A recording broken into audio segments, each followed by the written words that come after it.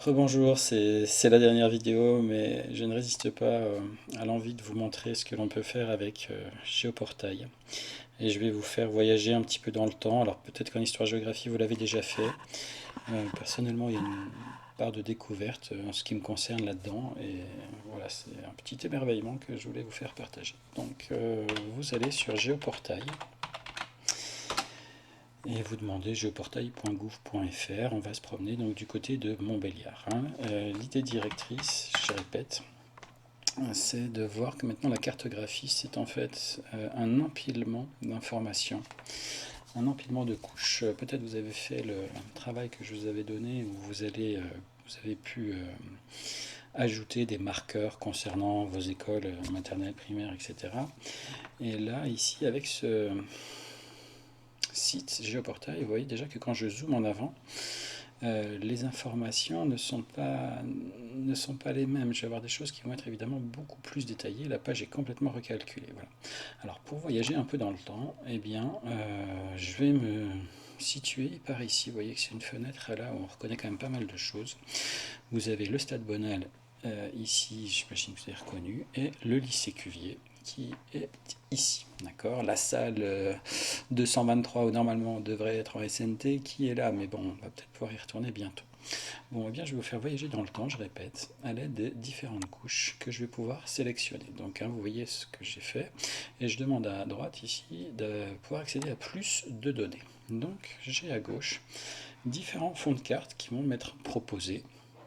Je pourrais aussi travailler avec les données thématiques ici, mais j'ai dit on va voyager dans le temps, donc je vais demander différents types de fonds de cartes. Donc photo aérienne, c'est ce qu'on a actuellement. Vous voyez, c'est présélectionné. Je pourrais demander la carte IGN, mais c'est pas utile là par rapport à ce que je vais vous montrer. On va travailler avec les photographies aériennes qui ont été prises entre les années 1950 et 1965. Donc je vais cliquer dessus et vous allez voir qu'elle va venir se mettre complètement par-dessus notre ancienne carte. Alors il y a deux, trois éléments qu'on peut reconnaître ici. On peut reconnaître ici le Stade Bonal, vous voyez, et le lycée Cuvier, ben, on a bien du mal à le reconnaître. Alors je vais vous le faire réapparaître en utilisant en jouant disons sur le taux d'opacité de mon image qui a été prise dans les années, on a dit 1950-1965. Vous voyez, je vais la rendre de plus en plus transparente. Vous voyez que Bonal ne bouge pas. Par contre, le lycée Cuvier, lui, est bien ici, a bien réapparu. Donc je vais recommencer. Hop, je le fais cette fois-ci devenir plus en plus opaque.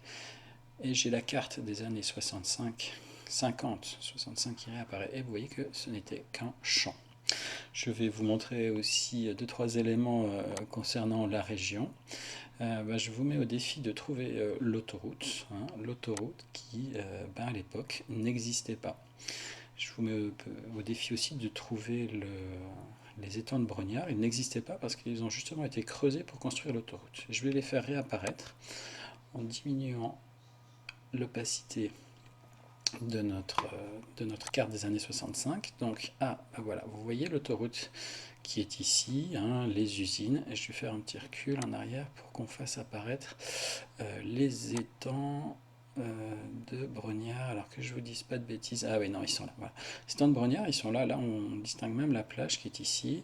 Là, il y en a un petit. Et puis, si on va plus loin, tout ceci, ce sont des étangs aussi. Bon, ça se voit pas très bien, mais vous allez voir qu'ils vont complètement disparaître, car ils avaient été creusés, je répète, pour construire les autoroutes. Voilà. Et donc, dans les années 50-60, personne n'allait se baigner à Brognard l'été.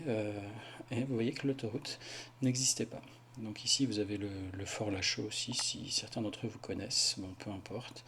On va retrouver ici n'importe quoi, on va retrouver ici Montbéliard, et je vais zoomer un petit peu, et m'approcher de cette zone-là, où cette zone-là, en fait, c'est le parking de la Lisaine. Le parking de la Lisaine, vous pourrez regarder la prochaine fois que vous passerez devant, vous allez voir qu'il y a des maisons qui ressemblent un petit peu à des maisons de pêcheurs. Donc voici la carte à l'époque actuelle, ça c'est le parking de la Lisaine.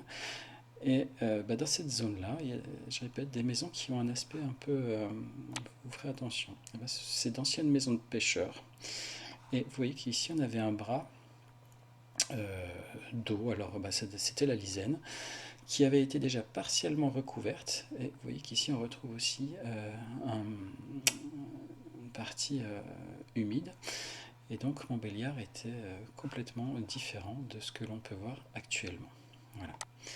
Il y a toute la zone de la Petite Hollande, oui c'est ça, de la Petite Hollande qui n'existait pas. Petite Hollande est ici. Et dans les années actuelles, la Petite Hollande est là, hein, je recule un tout petit peu. Voilà, la Petite Hollande est sur toute cette surface-là. On voit la piscine en bas. Et si on retourne dans le passé, eh bien, la piscine, à la place, on avait un champ. Là, vous avez la zone du lycée Tillon. Hein, voilà, ben, on ne trouve rien non plus. N'existait pas, pas plus que le lycée Cuvier qui est là, mais Bonal, lui, était déjà là.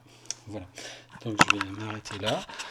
Si vous avez un petit peu de temps, ben, je vous laisse explorer ces différentes cartes. Hein. Vous avez vu comment est-ce que je pouvais manipuler les degrés d'opacité de mes différents filtres. C'est la cartographie associée à nos nouvelles technologies. Hein, je peux faire apparaître, je le montre quand même, apparaître les cartes, disons type IGN classique. Donc on va retrouver nos axes routiers, tout ce qu'il faut. Et si jamais je veux diminuer leur intensité, bah, c'est le même principe.